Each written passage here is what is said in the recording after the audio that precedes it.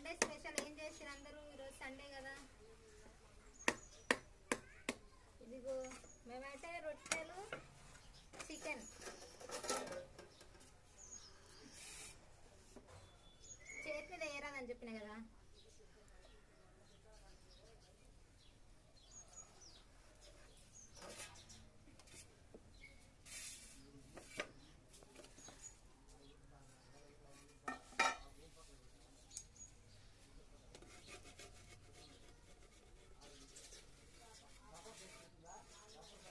పెద్దగా అయింది, మరీ పెద్దగా అయింది ఇది.